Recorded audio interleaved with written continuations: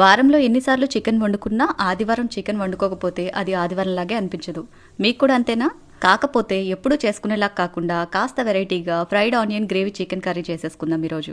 దీనికోసం ముందుగా ఇలా శుభ్రం చేసి పెట్టుకున్న 1 కేజీ చికెన్లోకి కొద్దిగా నిమ్మరసం, కొద్దిగా అల్లం వెల్లుల్లి పేస్ట్, 1 స్పూన్ ఉప్పు, 1 పావు స్పూన్ పసుపు, 1 స్పూన్ కారం, 2 టేబుల్ స్పూన్స్ పెరుగు వేసేసి చక్కగా ముక్కలకు పట్టించేసి ఒక 10 నిమిషాలు నాననివ్వండి. ఇది నానేలోపు కడాయిలోకి 1 స్పూన్ నెయ్యి, 2 గంటల నూనె వేసుకుని 2 కప్పులు సన్నగా కట్ చేసిన ఉల్లిపాయ ముక్కలు, అలాగే కొద్దిగా జీడిపప్పు పలుకులు వేసుకుని చక్కగా బ్రౌన్ ఆనియన్స్ లాగా ఫ్రై చేసుకోవాలి. ఇలా వేగిన తర్వాత ఆయిల్ పక్కకు నెట్టేసి ఉల్లిపాయలు మాత్రం తీసుకుని చల్లారనిచ్చి ఈ విధంగా గ్రైండ్ చేసుకోవాలి. మిగిలిన ఆయిల్లోకి 1 టేబుల్ స్పూన్ అల్లం వెల్లుల్లి పేస్ట్ వేసుకుని ఫ్రై చేసుకోవాలి. అలాగే 1 కప్పు టమాటా ప్యూరీ ముందుగా గ్రైండ్ చేసి పెట్టుకున్న పేస్ట్ కూడా వేసేసి రుచికి సరిపడా 1 స్పూన్ ఉప్పు, 1 పావు స్పూన్ పసుపు, 1 స్పూన్ కారం, 1.5 స్పూన్ ధనియాల పొడి, అలాగే 1 స్పూన్ వరకు గరం మసాలా వేసేసి ఇవన్నీ చక్కగా కలుపుకుంటూ ఫ్రై చేసుకోవాలి. ఆయిల్ పైకి తేలేంత వరకు ఈ విధంగా ఫ్రై చేసుకోవాలి.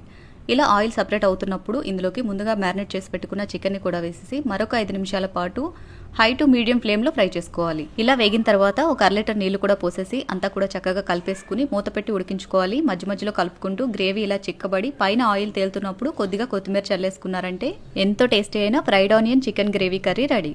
ఈ కర్రీ బగారా రైస్లోకైనా చపాతీలోకైనా సూపర్ ఉంటుంది. తప్పకుండా ట్రై చేయండి. వీడియో నచ్చితే లైక్ చేయండి. Thanks for watching. Have a great day.